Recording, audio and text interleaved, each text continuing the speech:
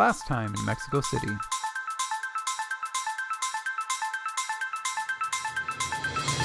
And now for part 2. DITLO. The next day, we took a little tour bus, outside of the city. Because with the stone of the Templo Mayor of the Pyramid of Tlatelolco, they built the church. To go to Teotihuacan. So we went to the pyramids. I loved it so much. It was wonderful. Our tour guide was really great, had tons of information. And basically, these pyramids, this whole thing, like all the parts that you see me vlog in this area, is like 10% of what the civilization was.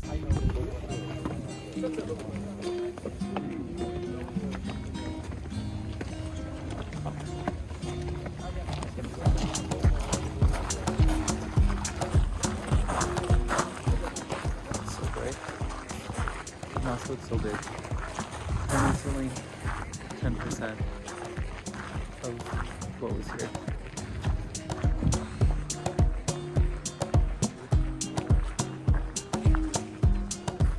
El templo que vamos a ver en unos minutos, the temple we're going to see in a few minutes, is probably one of the most important of the entire Mesoamerica. Chicos, es uno de los más importantes posiblemente de toda Mesoamérica. ¿Qué es Mesoamérica? Es un área cultural geográfica que va más o menos del eje neovolcánico, un poquito hacia el norte de México, hasta el Golfo de Nicoya en Costa Rica. Mesoamerica is a cultural region that goes more or less from the volcanic belt, okay? So the southern Mexico, a bit part of the northern Mexico, okay, to the Costa Rica Gulf of Nicoya, okay? All these people share elements. How exactly was this ceremonial center? So white, also the ground, chicos, también el piso estaba estucado de blanco.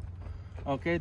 Por eso solamente el único nombre que tenemos de esta ciudad original es un nombre que está en una estela maya, que los mayas lo llamaban la ciudad blanca. So the Mayan people used to call this place the White City. It's not an original name, it's how they used to call it. So it was white, the people live here in these palaces, okay? And then there was a temple. Chicos, había un templo que es el templo de la serpiente emplumada, que es el único que vamos a poder ver de frente. It's the only one that we can see on top of another temple. The temple of the feather serpent is the only temple in Mesoamerica with a facade. ¿Qué es la serpiente emplumada? Es un símbolo de poder que se encuentra en muchas partes de Mesoamérica, pero es originario de aquí. The feather serpent is originary from Teotihuacan. You can find it in many different cultures in Mesoamerica. And we don't know who built them. Like, I guess there are a couple different theories. It wasn't the Aztecs because the Aztecs found Teotihuacan in ruins by the time that they saw them. But all we know is that they were a Mesoamerican people that had over 125,000 inhabitants at its peak. And it was the largest city in the pre-Columbian Americas. So, loved it very much. You got this. I believe in you. Oh, that is steep. This is one of the coolest thing ever. But also, this is really steep. It was so big. Even when we first got there and I'm looking, I'm like, okay, it looks kind of like, doesn't look as big as I thought it would be. And then we start walking and you realize how far they are. And even from each other, there's like different pyramids and different areas. So even like the pyramid of the sun and the pyramid of the moon from far away look like they're right next to each other, but they're actually super far. And it feels even further when the sun is like beating down on you at, 7,200 feet in the air. Or not in the air, on the land, but you know what I mean. La ciudad de Teotihuacan era una cruz. Lo que ustedes ven solamente es el brazo norte. What you see just the north part of a cross that split the city of Teotihuacan into 4. Okay, the south part is unknown. They used to cover, okay, the symbol of power of the elite that was before. They never destroyed. They always cover. So that's why we have more Teotihuacan down the ground. You can see here the serpent. This is a serpent. The tongue is water coming down because remember the serpent, the land serpent, represent this kind of fertility, represent the water in the land. Chicos, eso la lengua que ven ahí, lengua bífida, representa el agua que cae y fertiliza la tierra. Como pueden ver, seguían hasta la línea de las escaleras. They just follow the structure. Okay, so this is something that we noticed not only in Teotihuacan, but in all Mesoamerica. I wish I could have recorded everything that he said so that I could have like showed you. Alternatively, I wish that I would have remembered everything that he said so I could tell you. But if you were ever in or near Mexico City, you should visit Teotihuacan because it was great. Oh, and there were puppies there. Oh my god, they were so cute, just walking around. You know, I had to like find the dogs and just befriend them. And you know, Ken had to find the dogs and befriend them.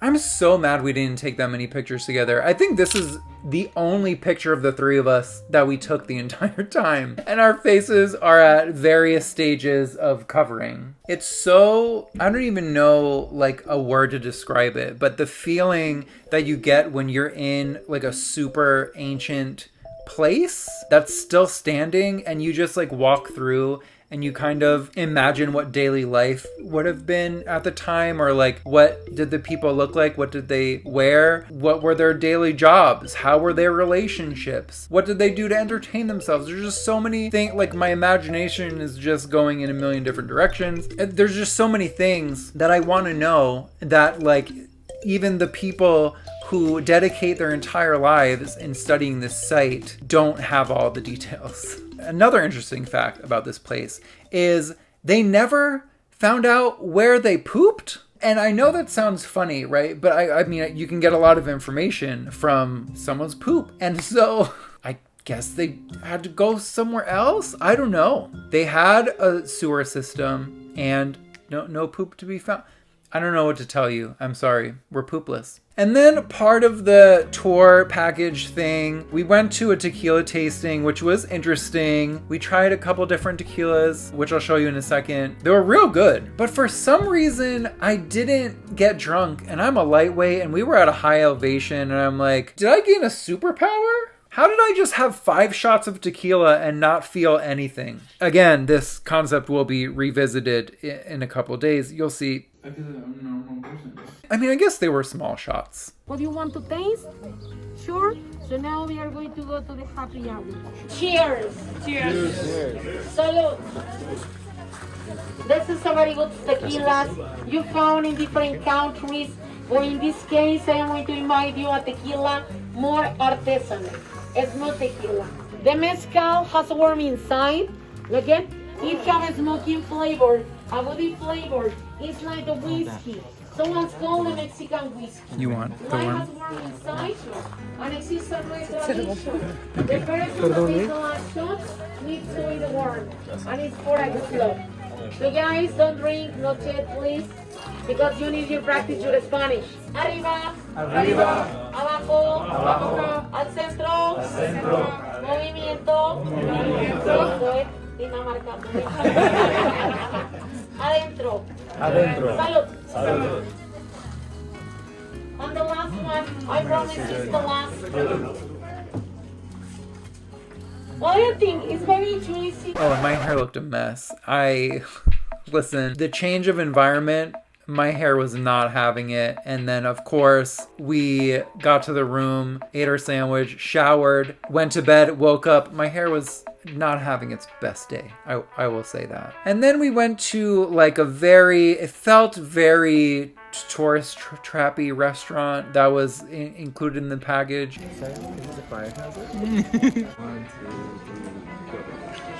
But because the tour guide was so informative, oh wow, let's try an English word next time. Because the tour guide was so informative and just like we were asking him, especially Ken was asking him 1,000 questions, and he was happy to tell us all the details he knew. Even though this tourist trap restaurant section was not the greatest, the tour itself made the entire thing worth it. So thank you, Fabio. Then after we got back from the tour, I'm pretty sure we slept again for another 4 hours. our sleeping was just real off this entire time, because not only, you know, was it an overnight flight and then we kind of like took our sleeps in 4-hour segments, the like elevation also affects your ability to sleep, which I found out when I went to Denver, and that was like 2,000 feet lower elevation than Mexico City.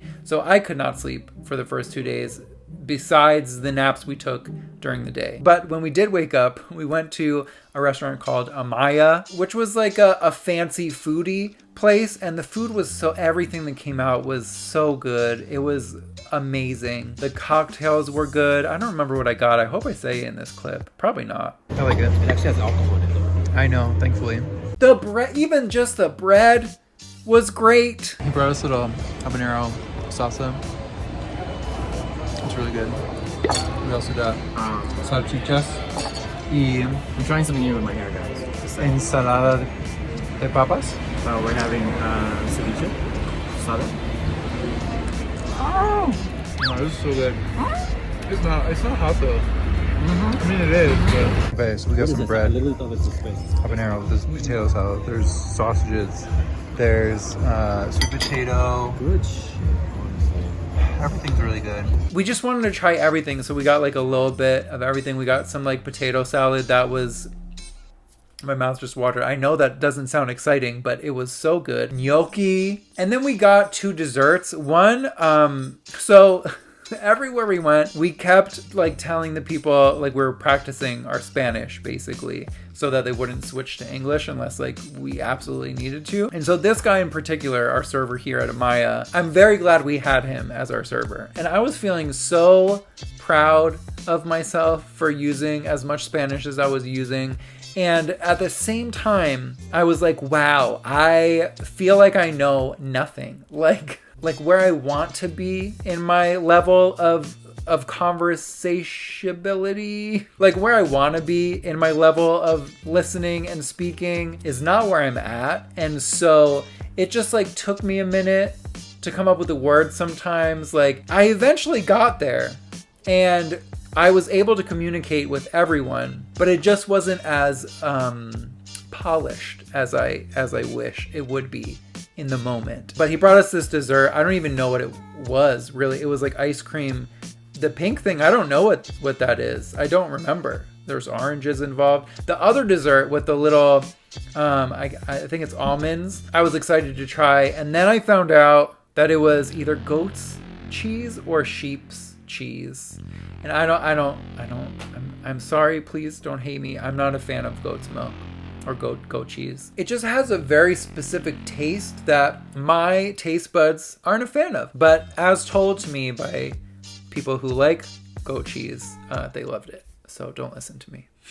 And then also that night, we tried to go to this speakeasy. So it's like a bar with a secret entrance called the Hanky Panky. Or not the Hanky Panky, I think it's just Hanky Panky. We're walking around. I'm not going to tell you how to get there. And I'm really sorry, just in case you clicked on this video because you want to know, you know, secrets about Mexico City. So it gives you the area to look in. And so you kind of have to like walk around and like figure it out, which is part of the fun, which is why I don't want to spoil it just in case you ever try to find it. So we're looking for Hanky Panky, which is like a hidden secret speakeasy. Yeah. But like, where? I don't know. I thought it was like by a gas station. That's what it looked like. Literally. It says we're here. I don't know. But it was a very satisfying discovery once we did find it. However, they were booked for that night. And so we had to make reservations for the next night. And so we kind of just walked around for a little bit to try to find somewhere else to go. Okay, Hanky Panky's booked, so Hanky Panky tomorrow. Hanky Panky tomorrow. Another thing that I gotta say is walking around at night in Mexico City, at least the areas that we were in, I can't speak obviously for all of it, it felt just as safe or maybe even safer than walking in LA at night, which kind of shattered my I guess the stereotypes or the impressions that I had in my head or that I heard about. And that happened a lot. My perception of Mexico City completely changed from this trip. So we ended up finding this bar called Las Brujas, which was super cute. And they were very good with sanitation protocol.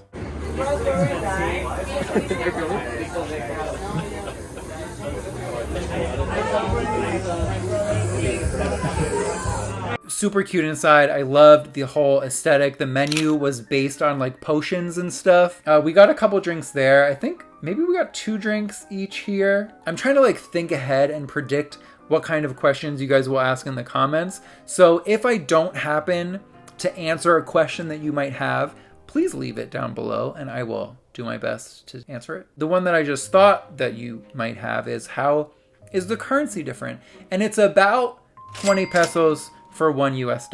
So what we ended up doing was moving the decimal point to the left 1 space and then halving that. So if something was 400 pesos, it would be $20. Or if something was 100 pesos, it would be $5. I mean, it wasn't that different from some places here because one of the drinks was, okay, 210 pesos. That's basically $10. But then of course some places the prices are a little less, some are a little more. Oh no. Oh, I look awful. We're turning this off. So we left Las Brujas and then we went to another bar, which we ended up going to again a few nights later because we liked it so much, called Waikiki. It was Waikiki Tiki Room, and we just really liked the vibe. It had really cute, like, and not animation, was it? Illustrations on the menu. They made really good drinks. Damn it, I want to get... Oh, there we go. Yes, that's what I wanted. I got a tequila soda. Boring.